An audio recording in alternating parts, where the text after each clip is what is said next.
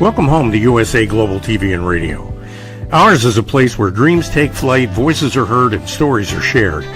This is where cultures meet, connections are formed, and ideas are transformed into action. This is your destination for authentic storytelling, diverse perspectives, and meaningful conversations. We're where global stories unite and bridges are built beyond all borders. Discover our world of education, entertainment, hope, and inspiration. Together, we're building bridges worldwide. Subscribe to our USA Global TV channel and download our USA Global TV app. Be our guest or join our team. Visit usaglobaltv.com. With heartfelt thanks to our executive producer, Dr. Jacqueline Kerbeck, music scored by Yifei Tang from Cloud Road Music, creative direction by Paul Garcia, and I'm Al Cini, and I'm very proud to be part of the USA Global TV and Radio family. So join us here at USA Global TV and Radio. Make us your home for global connection. All rights reserved. This video and its contents are the exclusive property of USA Global TV and Radio. Unauthorized use, duplication, or redistribution in any form is strictly prohibited. Thank you for being a part of our global community. Let's inspire together. Hello and welcome to USA Global TV and Radio, where we provide world-class education, entertainment, hope and inspiration. Our show today is A Woman's Prerogative in partnership with E360 TV. Our topic today, the power of adaptation, thriving amidst constant change. I'm absolutely thrilled and honoured to be representing Dr. Jacqueline as your host for USA Global TV and Radio's flagship show, A Woman's Prerogative. I'm a TV presenter on the channel and also the resident therapist for USA Global TV and Radio. A very warm welcome to all of our viewers and our friends at E360 TV, and hello to all of our friends on our usual social media channels, YouTube, Facebook, LinkedIn and X. Dr. Jacqueline, our wonderful founder and executive producer, she has been awarded the coveted award called the YouTube Silver Creator Award for achieving over 100,000 YouTube subscribers. We have over 106,000 YouTube subscribers on our main channel, and we also have over 35,000 YouTube subscribers on our second YouTube channel. Thank you to all of our subscribers for being there and supporting us. I am warmly supported by our full-time resident panelist, Reverend Lydia Fougeres. She comes all the way from Canada. Reverend Lydia Fougeres, she is also a TV presenter and has her own show, and that's in French. She's also an author in bilingual self-help books. She's a registered nurse and a holistic nurse. She's an intuitive and spiritual healer. She invented and patent-pending Miracle Mist, and she's also an advocate for free rides. Please welcome our wonderful full-time panelist, Reverend Lydia Fougeres. Good afternoon. Hello. Please do share with our viewers a little bit about what you do, Reverend Lydia, and your speciality in terms of how you help people. Well, I help people. First of all, I celebrate weddings. I also help people when it comes to their healings, but also their spiritual healings when it has to do with love, because people have trouble with their love problems. So I do help them with love. I also help them understand what is going on with them, because as a holistic nurse, I go through from I go into the global problems. I go into all the environment. I also am a Reiki healer also, and I'm an author. I do programs from my books, my 2 books that are now in French, English, and Spanish. So that is pretty much what I do. Thank you, Reverend Lydia. And for me, I'm known as the Harley Street Stress Expert, and I help people bust their stress. How do I do that? I work with root cause therapy and chakra psychology, how the mind and body connects and what happens to the person physically, emotionally, mentally, and behaviorally when there's an imbalance. And the imbalance is the symptom, whatever they're complaining about. And some people walk around and they say, I'm not stressed, but then they're complaining that they didn't sleep last night, or they're complaining about a relationship or a situation that they're in. And it's usually that's causing their stress. That's how it's manifesting in their lives. And I also do lunch and learn talks, both in person and online. And I help people globally, online and in person. And I look forward to helping you bust your stress when you are ready. I'm also a TV presenter here and have my own show once a month, which is a Talking Heads show. So I'm one of the Talking Heads experts, and that's once a month, every last Thursday of the month. And I'm also the host for the show, A Woman's Prerogative. Please, let's welcome back our wonderful full-time panelist, and let's move into the topic. And just thinking about change, it's just one of those things that's certain.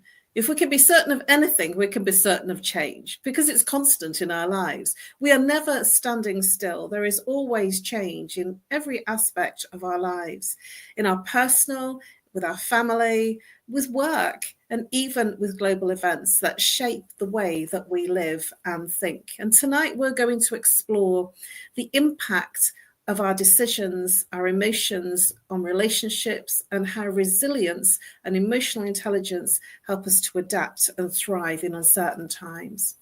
So Reverend Lydia, for you, it's a big topic, change. And change can be very small and it can be really huge. It can be something that's global, and it can be something that's in the family or something that's at work. It can happen everywhere. If there's one thing, that we know for sure, change can happen at any time. So personally for you, how would you respond when plans change at the last minute? I do not mind. Actually, when the things change, I adapt. I adapt very, very well. And I like change, by the way. So the thing is that when I was a nurse, I used to change the floor all the time because I was bored. Staying on the same floor for me was boring. So I'd go from ICU to emergency to psychiatry to gynecology, whatever. I like change. So the only thing I do not change is life partner. The only thing I am sure about is I do not like change when it comes to my life partner, but in life, I love changes. So yes, I adapt. I just love adapting. So that's where I am. Thank you, Reverend Lydia. And for me, I really agree with you. Adaptation is the best policy. And I can really reflect on that in terms of when I was in marketing and PR. I used to do a lot of contractual project type work where there was what I would deem as no honeymoon period. When you just get a job and you're there and you have like a slow start and a honeymoon period where everything can be a little bit slower in pace. But when you're a freelancer and you go in that has a project, a beginning, a middle, and an end, you have to hit the ground running. And I thrived in that environment. I thrived in the constant changeability of working with different clients and different chaotic situations and bringing them together. So it's one of the things that when people told me that they were worried that a new plan was going to come in and there was new systems that were going to come in, I always thought, well, what's the problem? Why are you worried? And it was because they had time to think about it and time to worry about what was going to happen. Whereas if you are a freelancer and you're in there on the coalface having to deal with change straight away and be adaptable and be in a company and just hit the ground running. And that's what I would say that I was really good at, hitting the ground running. So, Reverend Lydia, what are your thoughts about what I've just shared in terms of hitting the ground running? And yet still, I think that I thrived on the fact that there was a changing pace, because it kept me very agile and thinking on my feet. Well, change is exciting, actually. It's a challenge. We have to challenge ourselves, and we have to be at our best when there's change. So it keeps us alert. It is good, and it is it's so exciting when there's change. So when there's no change, we get bored. So I do not understand people that decide to have this 9 to 5 job where they do exactly the same thing for 40 years. I do not understand that because there is absolutely no change in that. But when I was young, my grandfather used to say, "Don't worry, it's called progress." So I my love grandfather that. was very wise. Yeah. So when there was a change, he used to say, "Sweetheart, it's progress." You know, there is a saying, that's really made me laugh, because there's a saying, if you're not changing, you're dying. If you're not thriving, you're dying. And I think that that's, we become complacent if we're so used to something. And I've spoken to a number of people in organizations that are tech organizations, and they've told me that they've been in a role and a company for 40 years or 20 years, and they're now suddenly made redundant. And I just wonder how they're going to cope with a change, and how they're going to cope with a different company with different systems and different technology and different ethos and culture. I wonder how difficult it's going to be for them. What's your biggest change that you've ever had to adapt to, Reverend Lydia? Well, the biggest change I had to adapt to was not a good change. It was from nursing to being in bed. So that was not a good change for me. So I had to be from a very exciting life to a life of meditation, constant meditation, 24-hour-a-day meditation. But I did adapt. So it was not the kind of change that a person would say is positive, but it turned out to be positive because, I saw life differently. So from a person that was always, doing something really fast, I had to change to a very, very slow pace and to live like that. And actually, it's a blessing in disguise. So it was the major change in my life when I started to be very ill, but a blessing in disguise. And I would not change it. You see, I'm talking about change. I would not change that change because I became a different person. Thank you, Reverend Lydia, for your vulnerability and your transparency. That is really highly commendable. And I so get what you're saying about change from the perspective of a sickness, because we have to change, we have to adapt in those circumstances. And I can resonate with that fully, because that's what made me change from being a full-on PR and marketing guru and doing all sorts of wild and wonderful things and being on the champagne soirees and doing the breakfast, lunch and dinners to moving into a space of depression, and didn't even realize I was in it. And that moved me into doing the work that I do now. But my biggest change is not too dissimilar from yourself, because the biggest change that happened for me is going from being employed to being self-employed. Being employed from the perspective of the fact that I had holiday pay, I had sick pay, I had bank holidays. I had, if the printer broke down, I would have tech support, and I'd just make a call and tech support would come. And the printer was there, and the paper was there, and all the stationery was there. And if I needed to do something and ask that I didn't have knowledge of, there would always be somebody there to go to. And there would always be a lunch break and a tea break. And when I became self-employed, all of that disappeared. Absolutely everything the whole structure of that support system of having everything at hand completely disappeared. And then I was responsible for the printing. If the computer broke down, I couldn't call anybody. I had to either deal with it myself or call someone and pay them. That was the other thing. I was paying a lot of money for things that I took for granted while I was working for a company. And then suddenly I was responsible. So it was a very challenging time.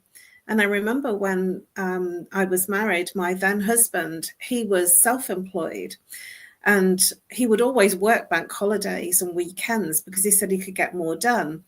And I remember saying to him, I will never become self-employed because you become boring and you work on weekends and bank holidays, and I want to have fun. And there I was, not long after us getting married, that I went self-employed and worked weekends and bank holidays. So I think that I really adapted to that change, and that change in circumstance with thriving in it, because it was something that I wanted to do. It was something that I was passionate about. And that brings me on to my next question, Reverend Lydia. Do you see change as exciting, stressful, or both? Both. Both, absolutely both. Because there's always a little bit of stress when there is change. There is always, you always wonder if you will be able to adapt. Absolutely. Because change, yes, you know, it's impossible not to ask yourself, will I be up to it? Will I be able to do it? Is it a good move for me? Or things like that. Someone that does not ask themselves those questions, well, they're not responsible. That is a proof that they're totally irresponsible if they just jump in a situation without asking themselves, will I do a good job? Will I be good enough for my new responsibility? So I do think that there has to be a level of stress to change. I totally agree with there is that. It's the unknown, I feel, that causes the stress, the unknown of what's going to happen in that change. And at the same time, when you achieve from the unknown, I feel that that gives an exhilaration. Would you agree with that? Absolutely, absolutely. We are proud of ourselves. Yeah, because it's a big achievement when you've gone in there not knowing what it was going to turn out like, and then come out smelling of roses, so to speak, and doing really well. So we're actually now at the point, that 20 minutes has gone really quickly, at the point of our first commercial break. So please, if you're on the live or the replay, please come back. We're just going to break for a short commercial break, and we will continue our conversation, continue exploring the power of adaptation, thriving amidst constant change. We'll see you very soon. USA Global TV and Radio proudly presents Tracy Cram-Perkins, a dementia caregiving survivor teaching how to balance care with peace of mind. #1 resource for dementia caregivers. It's the book Dementia Home Care: How to Prepare Before, During, and After. Over 17,000 copies sold of this must-have guide. And now a testimonial from Tracy Smith. If I was to describe this book to someone who is going through a similar situation, I would underscore how important it is to have some sort of a tool or a guidebook to help you through certain stages. And there's so many, it's such an unknown topic to the average person. And to have this as a reference is essential. It's going to help you get through it personally, as well as help your loved one manage. To learn more, go to tracycramperkins.com. Tracy Cram-Perkins is an award-winning author. She's also the host of Dementia Home Care television show. Watch it here on USA Global TV and Radio.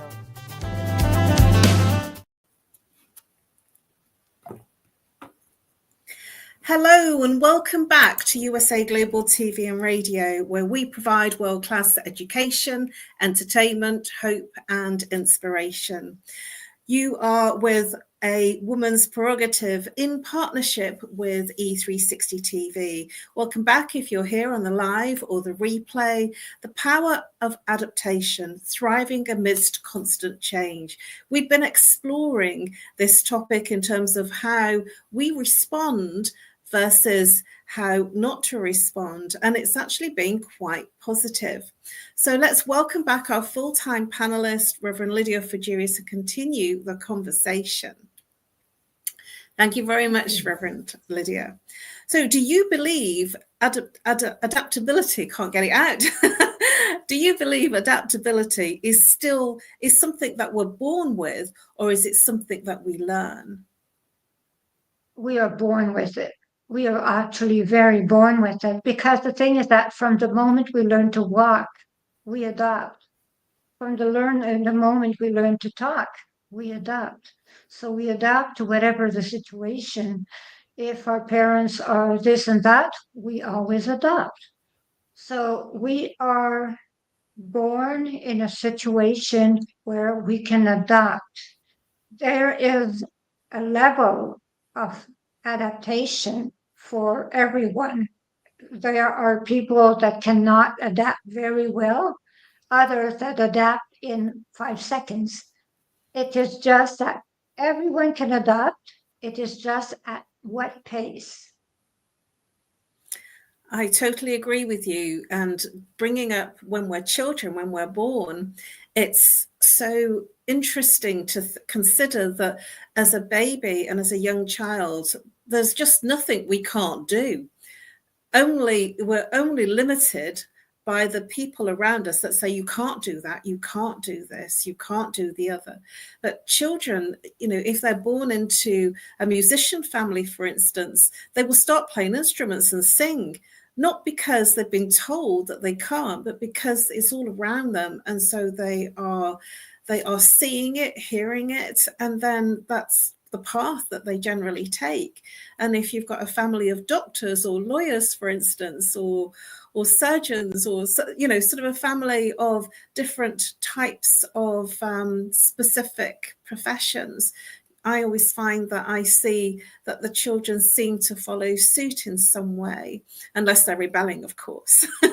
Then that's a bit of a different case. But just thinking about rebelling, what's one change that you have resisted at first, but then realized it was positive? My grandparents' wisdom. My grandparents were very, very wise. And as a teenager, I was the one racing snowmobiles. I was always in the woods fishing, doing things like that. But I was a very good student, though, and I was a bookworm. But at the same time, my grandmother and grandfather, they really wanted me to calm down. The snowmobile races were too much for them. They were scared for my life, and I resisted a lot. I did resist a lot. So they had a lot of gray hair because of me. But finally, I realized my grandparents were extremely wise, and I stopped resisting them. That's pretty much the way I stopped resisting. Yes. It's really interesting, isn't it? When we resist something, it actually persists. The more we resist something that we don't want to do, the more it persists and becomes bigger. And one resistance that I had was when I was living with my family in Birmingham. I resisted moving to London with my then fiance. And I resisted for 3.5 years. I just did not want to leave my family and my friends and my social environment, because I had a really good network and I had a life. I had a big life and a busy life. And I was really known. And it was just such a big deal, because I was in PR at the time, and you're only as good as your contacts. And I didn't want to start all over again. And I resisted like crazy. And then in the end, 6 months before we did get married, I eventually decided, well, okay, and the project had come to an end that I was working on, and then I was looking for another project, and I landed up finding my next project in London. And then I landed up staying in London for 24 years and only 5 years in marriage. So I really resisted like crazy, and yet I built a life, I built a business, and I built strong communities and strong connections and had opportunities I never would have had the privilege of getting and participating in if I'd have stayed in Birmingham. So I resisted it like crazy, and yet it was one of the most positive moves I'd ever made, because it made me buy a property, and now I'm mortgage free. So it is definitely something that I didn't think was ever going to be possible, and I didn't think that I would ever consider it working in London. So that brings me on to my next question, and that is how families can support each other when they're faced with unexpected changes. Families, yes. Well, families can support one another, that is for sure, because change is difficult. I know I am in a situation where I am living with my life partner, but I still kept my place in the city. And my daughter keeps on saying I'm holding to my past life. So I'm living at two places at the same time, but I do not have to do it. And the thing is that I still hold on to my place in the city. And I am in the country, and I live in a dream place, 54 acres, and we are happy. And I have everything I need. It's a very large house, and I still want to be in the city where my things are, but my family tells me, do it, do it, and I will do it. I will do it because I am there now. I am there, and I am sure. So I am doing it. I'm in the process of doing it, but it is a major change for me, and I am adapting, and I'm doing the right thing, like you did when you moved to London. I am doing the right thing by moving here. It's fascinating, isn't it? That resistance and holding on. I so appreciate and respect the fact that you're wanting to hold on to your city, and you're talking about city and country, and that's the idyllic, isn't it, to have both?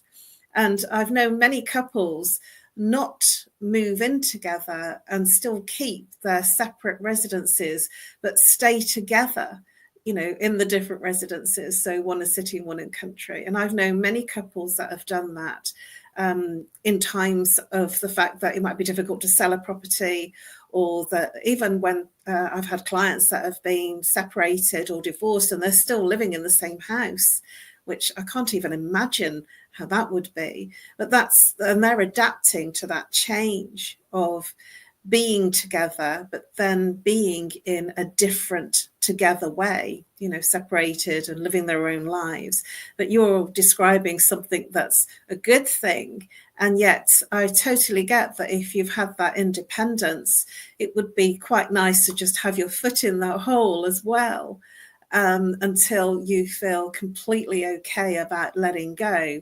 And that brings me on to, it is a letting go.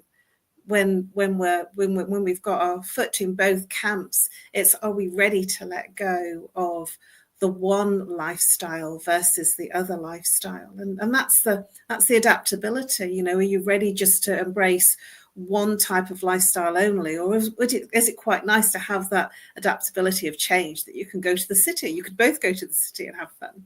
So I really strongly admire the fact that you are in that quandary of what to do and how to go about it. So thank you for your transparency, and thank you for your honesty and sharing that difficulty, because I so get it.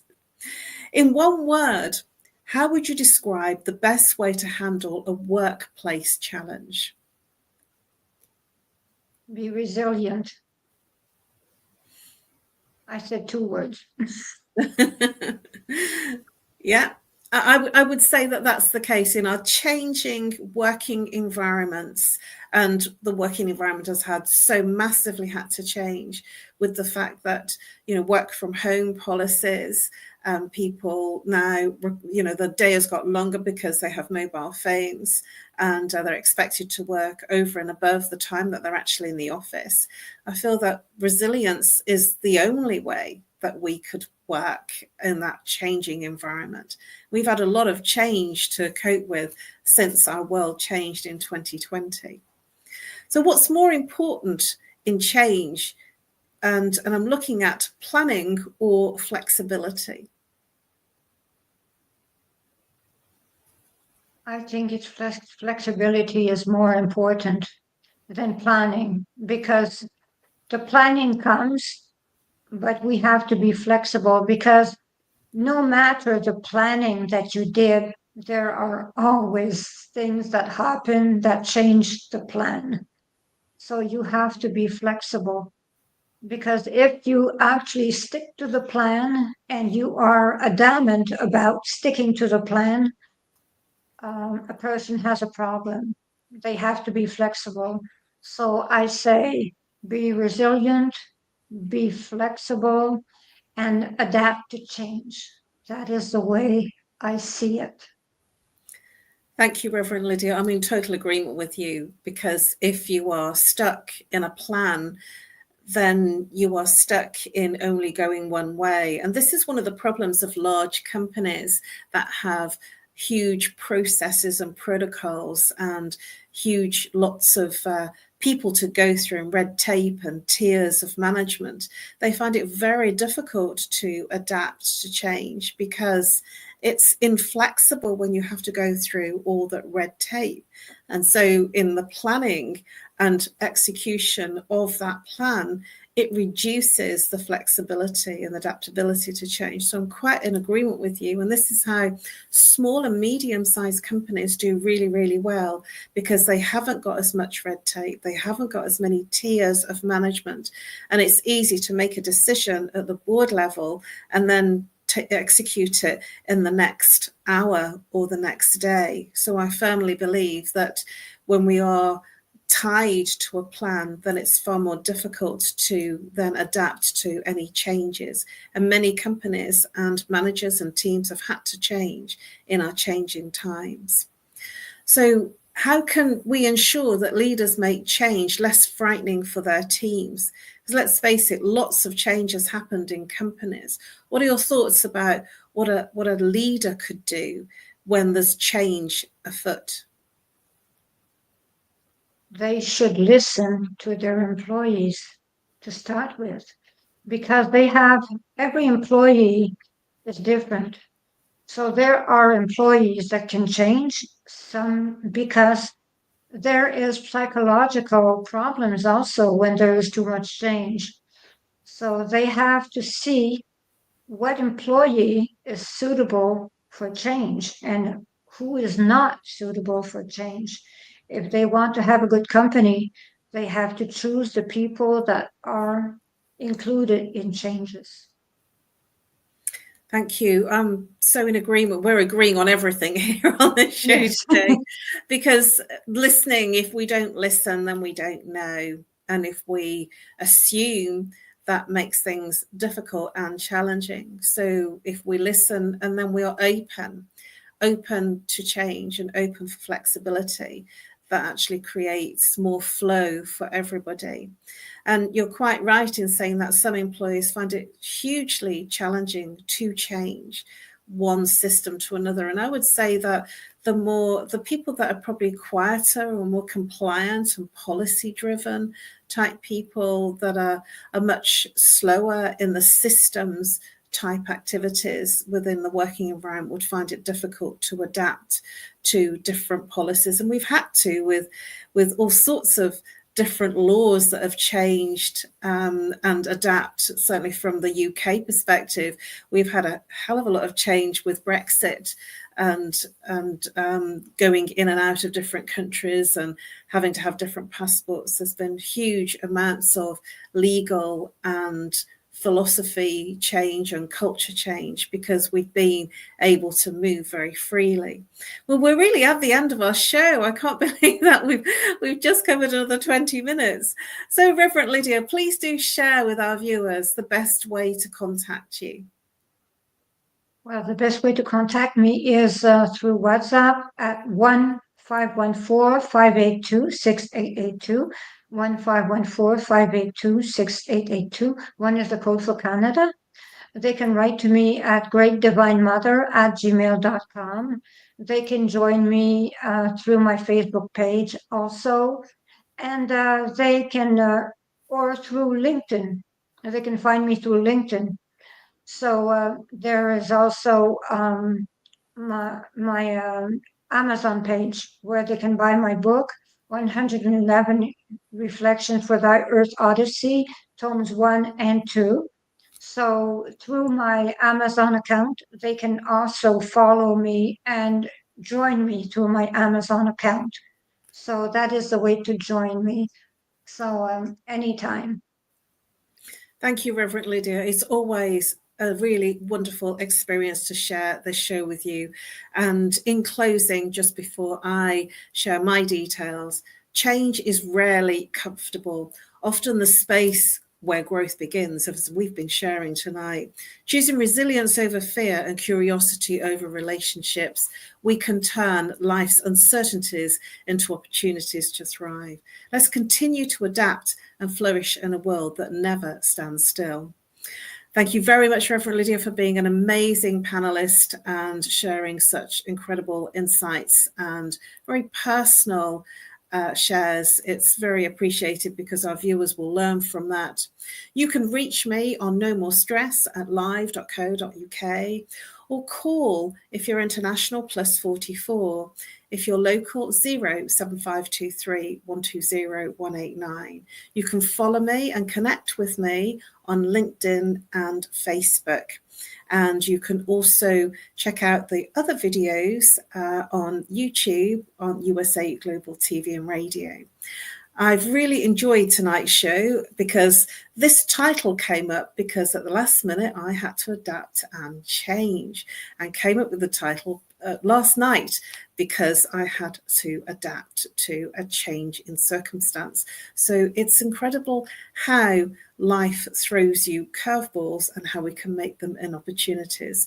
Thank you very much for tuning in, whether you're here on the live or the replay. It's been our pleasure and our gift to be with you tonight.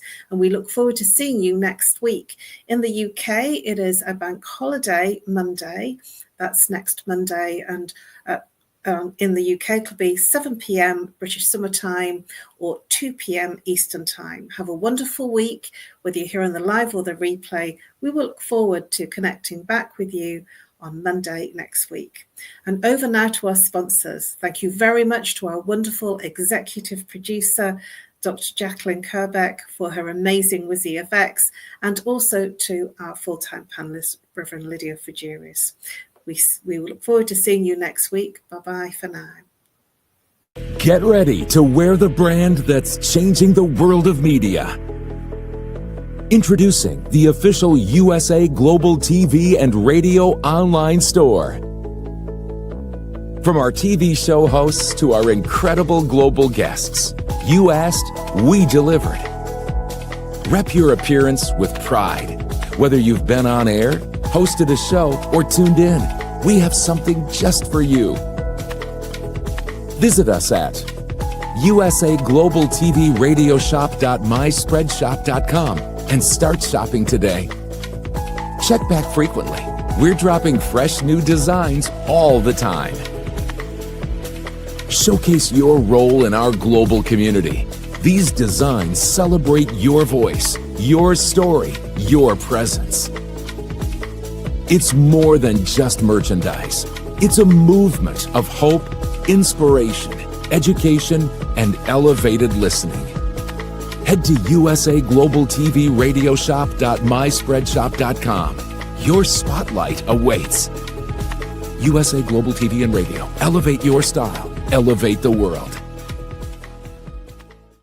Ever dreamed of hosting your own TV show, sharing your story with a global audience? Now's your chance to shine. At USA Global TV and Radio, we make it easy for you to create, host, and broadcast your very own TV show. Whether you're a storyteller, entrepreneur, or industry expert, we help you bring your vision to life. With our exclusive interview, live streaming, and podcasting training, you'll gain the skills and confidence to captivate your audience. Our global platform ensures your voice is heard worldwide. Join our community of creators who are already making an impact, one show at a time. Step into the spotlight. Host your own TV show on USA Global TV and Radio. Book your discovery call today at usaglobaltv.com. Copyright 2025 USA Global TV and Radio. All rights reserved. Terms and conditions apply. To learn more, visit usaglobaltv.com. Thank you, viewers and listeners of USA Global TV and Radio, for joining us today. We're honoured to have your time and attention as part of our global community. At USA Global TV and Radio, we believe in the power of authentic conversations, meaningful connections, and creating a world of possibilities together. Want to be part of something bigger? Join our team of elevated listeners at usaglobaltv.com, a space where your voice matters and your ability to listen transforms relationships. Stay connected with us across all our platforms for thought-provoking discussions, expert insights, and empowering stories. Subscribe to our channels at youtube.com/c/USA-Global-TV. Follow us on social media and explore the endless opportunities we're creating for growth, learning, and inspiration. Together, we're not just broadcasting. We're building bridges and changing lives, one conversation at a time. For inquiries, contact us at info@usaglobaltv.com. Music by Johnny Dyes. Produced by Executive Producer and Director Dr. Jacqueline Kerbeck. Voiceover by Mike Porter. Creative Direction by Paul Garcia. All rights reserved. Copyright 2025. Visit usaglobaltv.com to view our full terms and conditions.